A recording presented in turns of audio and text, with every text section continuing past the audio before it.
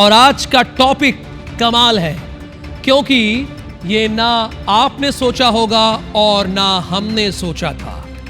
मार्च में wonder, thunder, बवंडर और सिलेंडर, क्योंकि अब ऐसा लग रहा है कि ये मार्च कुछ ज्यादा ही खास है।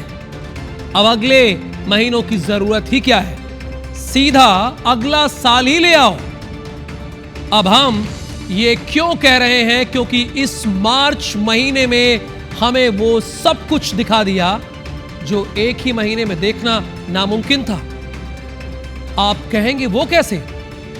तो आप ही सोचिए हमने ये क्यों लिखा है। तो पहले दुनिया को मुश्किल में डालने वाली हमने जंग देखी, उसके बाद हमने ब्लड मून भी देखा, और फिर हमने पेट्रोल डीजल के बढ़ते हुए दामों को देखा और गैस की किल्लत देखा, और इसके साथ हमने वर्ल्ड कप 2026 को जीतते और कई रिकॉर्ड्स को टूटते हुए भी देखा, और इसके साथ हमने त्योहारों का अजब गजब मेल भी देखा। देखिए इसमें आपको मेल दिख भी रहा है। यही नहीं, हमने गर्मी में ठंड महसूस की और बारिश और बर्फबारी भी देखी, ओले गिरते हुए भी देखे, और हमने सिनेमा के बाहर कोविड के बाद फिर से भीड़ को लौटते हुए भी देखा। और अब क्या देखना बाकी है, यही सवाल है ना। आज आधे घंटे में आपको इस मार्च में उजाले में टार्च दिखाते चलेंगे और सब कुछ याद दिलाते चलेंगे।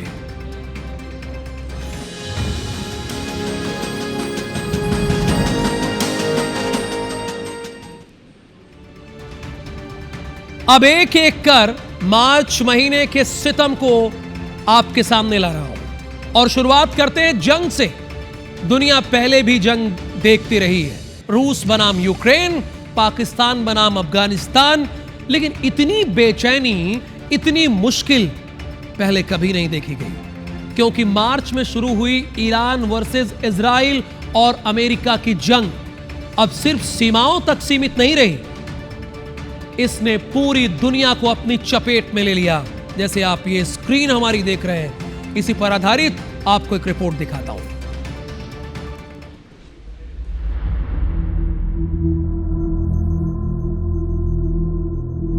हर देश परेशान है, हर देश में डर और महंगाई का साया है, क्योंकि इस जंग का असर अब उनके अपने घर तक पहुंच रहा है, और इस असर से भारत भी अछूता नहीं है। शुरुआत में लगा ये जंग दूर है, असर भी कम होगा, लेकिन जैसे ही ईरान के सुप्रीम लीडर अयातुल्लाह अली खamenei की मौत की खबर आई, भारत के कई राज्यों में मातम पसरा, सड़कों पर गुस्सा दिखा, इजराइल और अमेरिका के खिलाफ प्रदर्शन हुए। लेकिन असली डर तब शुरू हुआ जब ईरान ने ऐलान कर दिया कि वो स्ट्रेट ऑफ हॉर्मुज को बंद कर देगा और वहां से कोई भी जहाज नहीं गुजरने देगा। बस यही वो पल था जब पूरी दुनिया की टेंशन अचानक बढ़ गई, क्योंकि दुनिया का सबसे बड़ा तेल रास्ता अब खतरे में था। तेल रुकेगा तो सप्लाई रुकेगी, सप्लाई रुकेगी तो महंगाई बढ़ेगी, और महंगाई बढ़ेगी तो हर देश, हर आम आदमी सीधे इस जंग का शिकार बनेगा। यही वजह है कि मार्च की ये जंग सिर्फ एक युद्ध नहीं, बल्कि दुनिया के लिए एक ऐसा संकट बन गई जिसका असर हर किसी पर पड़ रहा है।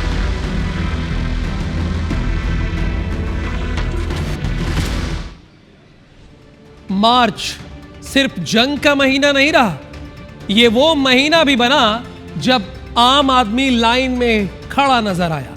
देश के कई हिस्सों में गैस सिलेंडर के लिए लंबी लंबी कतारें दिखी, घरों में चूल्हे ठंडे पड़ने लगे और लोग घंटों इंतजार करते रहे। इधर पेट्रोल और डीजल के दामों में भी बढ़त दिखी।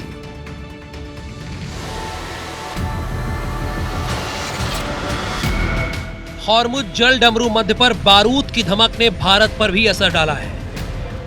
भारत में गैस किल्लत की खबरों ने लोगों को परेशान कर दिया है। एलपीजी सिलेंडर को लेकर लोग लाइनों में खड़े दिखे। एक वक्त पर लगा कि एलपीजी की किल्लत अब रसोई की लौ को बुझा देगी। हर तरफ सिर्फ सिलेंडर की चर्चा देखने को मिली। घरेलू सिलेंडर के साथ कमर्शियल गैस सिलेंडर को लेकर भी बवाल मचा। होटल, रेस्टोरेंट और छोटे ठेले परेशानी में आ गए और कई ढाबों ने तो कमर्शियल सिलेंडर की वजह से अपना काम ही बंद कर दिया। लेकिन अब लोगों ने राहत की सांस ली है, क्योंकि केंद्र सरकार गैस उत्पादन को 30% बढ़ाकर लोगों की जरूरतों को पूरा करने के निर्देश दिए हैं। लेकिन मार्च में इस गैस किल्लत ने वो भी दिखाया जो मोदी सरकार के आने के बाद कभी नहीं हुआ। एक वक्त था जब सुषमा स्वराज और स्मृति ईरानी सड़कों पर सिलेंडर लेकर प्रदर्शन करती नजर आई और कांग्रेस सरकार को आईना दिखाने का काम किया। लेकिन जब से नरेंद्र मोदी सरकार आई, विपक्षी दलों ने सिलेंडर को लेकर कभी बड़ा प्रदर्शन नहीं किया। नरेंद्र मोदी सरकार में जो गैस सिलेंडर कभी सियासत के केंद्र में नहीं रहा, वो भी अब राजनीति का बड़ा मुद्दा बन गया है। विपक्ष ने सवाल उठाए, सरकार पर निशाना साधा, तो वहीं सरकार ने भी हालात के लिए वैश्विक संकट और जंग को जिम्मेदार ठहराया, क्योंकि ईरान, इजराइल और अमेरिका की जंग ने सीधे भारत की रसोई पर असर डाला है। रसोई का बजट बिगड़ चुका है, गाड़ी चलाना महंगा हो गया है और अब हर घर में बस एक ही सवाल है, क्या ये हालात जल्द सुधरेंगे या मार्च के ये सितम आने वाले महीनों में और भारी पड़ेंगे।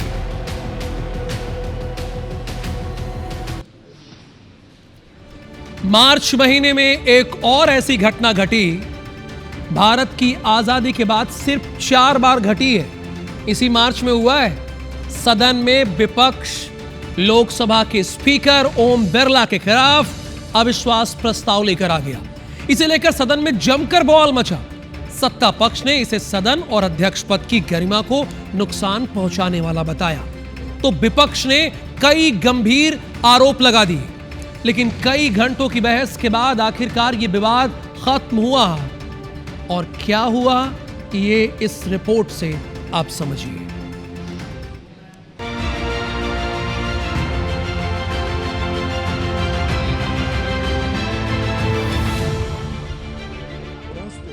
अविश्वास प्रस्ताव पे चर्चा का जवाब देते हुए केंद्रीय गृह मंत्री अमित शाह ने सीधा हमला नेता प्रतिपक्ष राहुल गांधी पर बोला। शाह ने सदन में राहुल गांधी की उपस्थिति के आंकड़े पेश करते हुए उन्हें घेरा। उन्होंने कहा, जब भी सदन में गंभीर चर्चा की बारी आती है, राहुल गांधी विदेश दौरे पे चले जाते हैं। अमित शाह के तर्क, 17वीं लोकसभा, राहुल की अटेंडेंस 51%, जबकि राष्ट्रीय औसत 66% है। 16वीं लोकसभा, राहुल की अटेंडेंस 52%, जबकि राष्ट्रीय औसत 80% है। 15वीं लोकसभा, राहुल की अटेंडेंस 43%, जबकि राष्ट्रीय औसत 76% है। शाह ने चुटकी लेते हुए कहा कि शायद राहुल गांधी को भारत के लोकतंत्र से ज्यादा विदेशों में बोलना पसंद है। उन्होंने कांग्रेस के वरिष्ठ नेताओं को नसीहत दी है कि वो अपने नेता को संसदीय शिष्टाचार और नियमों की शिक्षा दें। शाह ने जोर देकर कहा कि संसद की कार्रवाई नियमों के आधार पर ही चलनी चाहिए और संवैधानिक पदों की गरिमा को धूमिल करने का प्रयास बर्दाश्त नहीं किया जाएगा। विपक्ष के हंगामे और करीब 10 घंटे की मैराथन बहस के बाद सदन ने ध्वनिमत से ओम बिरला में अपना विश्वास जताया और प्रस्ताव को गिरा दिया। अमित शाह ने अंत में कहा कि विपक्ष हताशा में संवैधानिक पदों को निशाना बना रहा है, जो देश के लोकतांत्रिक ढांचे के लिए खेदजनक है। फिलहाल इस फैसले के साथ ही स्पीकर पद को लेकर चल रहा विवाद थम गया, लेकिन सत्ता पक्ष और विपक्ष के बीच की ये कड़वाहट आने वाले दिनों में और बढ़ सकती है। Bureau report, IBC 24।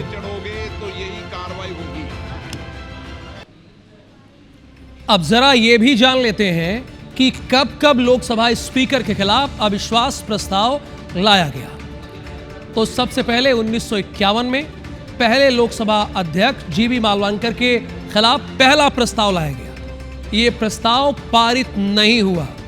1966 तत्कालीन स्पीकर सरदार हुकुम सिंह के खिलाफ प्रस्ताव लाया गया और ये भी औधे मुगिरा, यानी ये भी असफल रहा। अब आते हैं तीसरा। 1987 स्पीकर बलराम जाखड़ के खिलाफ प्रस्ताव लाया गया, यह भी पारित नहीं हो सका। और फिर यानी चौथा, वर्तमान स्पीकर ओम बिरला के खिलाफ विपक्ष ने प्रस्ताव लाया। यह प्रस्ताव तो ध्वनि मत से खारिज हो गया। तो अब तक 4 बार अविश्वास प्रस्ताव लाया गया है लोकसभा स्पीकर के खिलाफ। मार्च में जंग और सियासत ने ये उफान नहीं मारा। इसी मार्च में भारत ने T20 वर्ल्ड कप को भी अपने नाम किया। मार्च की वो तारीख, रविवार का वो दिन कोई कैसे भूल सकता है? क्या आप भूल गए? नहीं ना। जब भारत ने लगातार दूसरी बार चमचमाती ट्रॉफी अपने नाम कर लोगों को खुशियां दी। 8 मार्च 2026 अहमदाबाद का वो समंदर जहां 80,000 से ज्यादा धड़कनें एक साथ धड़क रही थी, एक साथ। ये सिर्फ एक मैच नहीं था, ये एक इतिहास था जब दुनिया की 2 दिग्गज टीमें भारत और न्यूजीलैंड सामने थी। तब हवा में एक ही गूंज थी, इंडिया इंडिया इंडिया। मैदान पर उतरे अभिषेक शर्मा और संजू सैमसन ने वो तबाही मचाई कि कीवी गेंदबाज पनाह मांगने लगे, अपनी लय भूल गए। बड़े बड़े गेंदबाज। संजू के 79 रनों की पारी ने बता दिया कि यह नया भारत है। T20 वर्ल्ड कप फाइनल के इतिहास का सबसे बड़ा स्कोर 255 रन बोर्ड पर टंगा। यह आंकड़ा न्यूजीलैंड के लिए किसी हिमालय से कम नहीं था। लेकिन असली खेल तो अभी बाकी था। गेंद जब जसप्रीत बुमराह के हाथ में आई तो मानो वक्त थम सा गया। 4 विकेट, सिर्फ 15 रन। बुमराह की यार्कर ने कीवी बल्लेबाजों के स्टंप्स ही नहीं, उनके हौसले भी उखाड़ दिए। न्यूजीलैंड की टीम महज 159 रनों पर सिमट गई और भारत ने 96 रनों की विशाल जीत के साथ दुनिया को अपनी मुट्ठी में कर ली। अपनी मुट्ठी में। लगातार दूसरा वर्ल्ड कप। भारत बना दुनिया का पहला देश जिसने T20 वर्ल्ड कप डिफेंड किया और तीसरी बार इस ताज को अपने नाम किया। कप्तान सूर्या की कप्तानी, संजू का साहस और बुमराह की मार। यह जीत थी 140 करोड़ भारतीयों के भरोसे की। अब पूरा देश कहता है हम चैंपियन थे, हम चैंपियन हैं और हम ही चैंपियन रहेंगे। अब बारी है उस हिस्से की जिसने सबसे ज्यादा हैरान किया। जरा सोचिए, दिमाग दौड़ाइए। अभी होली गुजरी तो नवरात्रि आई, नवरात्रि चल रही है कि ईद आ गई। ईद खत्म होगी तो फिर तुरंत रामनवमी ले लीजिए। मार्च त्योहारों के सिर लेकर आया है। मार्च में जैसे हर दिन त्योहार ही त्योहार हो। त्योहारों की शुरुआत 4 मार्च से, रंगों का त्योहार जिसका इंतजार हर धड़कन को रहता है। होली। गलियों में गूंजा बुरा न मानो होली है और अपनों के चेहरे पर लगा वो गुलाबी गुलाल या जिस कलर का भी आपने लगाया होगा। इस बार की होली भी रिश्तों की दूरियां मिटाकर मिठास घोलने वाली है। रंगों में सराबोर होकर लोगों ने अपनी टोलियों में खूब मजे किए, एक दूसरे को रंग लगाया, जमकर होली का त्योहार मनाया। रंगों की खुमारी अभी उतरी भी नहीं थी कि 19 मार्च से शुरू हुआ शक्ति की उपासना का महापर्व यानी चैत्र नवरात्रि। 9 दिनों तक मां दुर्गा के 9 रूपों की पूजा, भक्ति के गीत और उपवास का वो आध्यात्मिक माहौल। ये समय मन को शुद्ध करने और नई ऊर्जा के साथ आगे बढ़ने का है। घर में गूंजते जय माता दी की जयकारे पूरे वातावरण को पावन बना रहे हैं। और देखिए, कुदरत का करिश्मा ही तो है कि इसी बीच 21 मार्च को चांद का दीदार हो गया और मनाया गया ईद उल फितर। इबादत के महीने के बाद गले मिलकर खुशियां बांटने और सेवइयों की मिठास का दिन। और अभी उत्सव थमा ही नहीं है, एक और नवरात्रि चल रही है तो दूसरी ओर खुशियों का त्योहार ईद मनाई जा रही। लेकिन अभी भी एक त्योहार है 26 मार्च। बताइए आप लोग, मर्यादा पुरुषोत्तम प्रभु श्री राम का जन्म उत्सव यानी रामनवमी। अब अयोध्या से लेकर शहर शहर भगवान राम का जन्मोत्सव बड़ी धूमधाम से मनाया जाएगा। श्रद्धा, भक्ति, भाईचारे का ऐसा संगम शायद ही कभी देखने को मिले।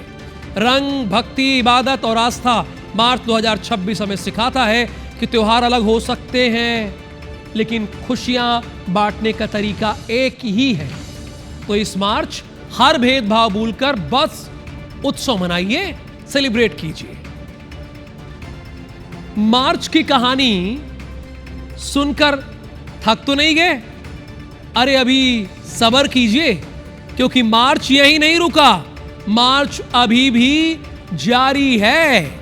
मार्च में और भी बहुत कुछ देखने को मिला।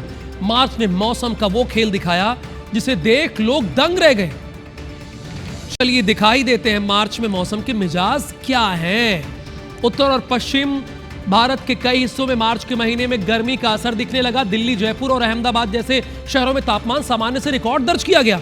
दोपहर में तेज धूप और बढ़ती गर्मी ने लोगों को अभी से मई जून का एहसास कराना शुरू कर दिया। दूसरी तरफ मध्य और पश्चिम भारत के कुछ हिस्सों में मौसम ने करवट बदल ली। मुंबई, पुणे और भोपाल में अचानक बारिश और बादलों ने तापमान को नीचे ला दिया। ये बदलाव पश्चिमी विक्षोभ और नमी वाली हवाओं के कारण देखा जा रहा है, जिससे किसानों की चिंता बढ़ी। अगर बात करें पहाड़ों की, तो वहां सर्दी ने अभी हार नहीं मानी। हिमाचल, जम्मू कश्मीर के ऊंचाई वाले इलाकों में ताजा बर्फबारी देखने को मिली। शिमला और श्रीनगर बर्फबारी जारी है, जिससे पर्यटकों में उत्साह है, लेकिन स्थानीय लोगों के लिए मुश्किलें भी बढ़ गई हैं मेरे दोस्तों। मौसम विभाग के मुताबिक ये उतार चढ़ाव सामान्य ट्रांजिशन का हिस्सा तो है, लेकिन इस बार इसकी तीव्रता ज्यादा है। पश्चिमी विक्षोभ, अरब सागर से आ रही नमी, बदलते क्लाइमेट पैटर्न, इन तीन वजहों से देश में एक साथ तीन तरह का मौसम देखने को मिल रहा है। यानी मार्च में ही देश के अलग अलग हिस्सों में तीन अलग अलग मौसम, गर्मी, बारिश और बर्फबारी। मौसम का ये बदला हुआ मिजाज सबको चौंका रहा है। भैया ये मौसम है, आप भी बोलिए, ये मौसम है या गिरगिट? लोग ये भी कहने लगे हैं, है ना, ये मौसम है या गिरगिट, ये कभी भी रंग बदल देता है। मार्च में बवंडर, वंडर, थंडर और सिलेंडर के बीच एक और बात रह गई थी। बोलिए। हाँ, ये दर्शक कितने इंटेलिजेंट है ना, धुरंधर। अब आप कहेंगे कि अब क्या बचा है, तो बचा है, देखते चलिए, मार्च में ही धुरंधर लौटी। कोविड के बाद जो सिनेमा हॉल सूने पड़ गए थे, जहां कभी सन्नाटा पसरा रहता था, अब वहां फिर से सीटें फुल हो रही हैं, लाइनें लग रही हैं, और इस बदलाव के केंद्र में है धुरंधर 2। 3 दिन और कमाई ने वो कर दिखाया जिसकी उम्मीद लंबे वक्त से की जा रही थी मेरे दोस्तों। ये कमाई का रिकॉर्ड बनाया। देश भर में सिनेमा घरों के बाहर वही पुराना नजारा लौटा है। लंबी कतारें, हाउसफुल के बोर्ड और हर शो में खचाखच भरी भीड़। धुरंधर 2 ने वो करके दिखाया जो बड़े बड़े स्टार्स की फिल्में नहीं कर पाई। ऐसा लगा कि बॉलीवुड में तो कोई दम ही नहीं है, लेकिन धुरंधर ने बता दिया अभी दम बाकी है। लोग अब OTT छोड़कर फिर बड़े पर्दे की तरफ लौट रहे हैं। फिल्म के दमदार एक्शन, तगड़े डायलॉग और बड़े स्केल ने दर्शकों को बांध कर रखा है। सिंगल स्क्रीन से लेकर मल्टीप्लेक्स तक हर जगह एक ही क्रेज। सीन खत्म होते ही सीटियां, तालियां और मोबाइल की फ्लैश लाइट से जल जाती हैं। ये इशारा है कि दर्शक सिर्फ फिल्म नहीं, एक अनुभव लेने आए हैं। बॉक्स ऑफिस की बात करें तो धुरंधर 2 ने पहले 3 दिनों में ताबड़तोड़ कमाई कर ली है। ओपनिंग डे पर शुरुआत, शानदार वीकेंड पर उछाल और कुल कलेक्शन ने इंडस्ट्री को नई उम्मीद दे दी है। ट्रेड एक्सपर्ट मान रहे हैं कि ये फिल्म आने वाले दिनों में कई रिकॉर्ड तोड़ सकती है, और जो अभी तक तोड़ दी है, भारत की सबसे बड़ी फिल्म बनी है। तो मुझे और मेरी टीम को अनुमति दीजिए, और ये भगवान से भरोसा कीजिए कि हमने वंडर, थंडर, बवंडर और सिलेंडर और धुरंधर तो देख ली। हे भगवान, अब आप ही बचाओ। Thank you so much prime time special देखने के लिए।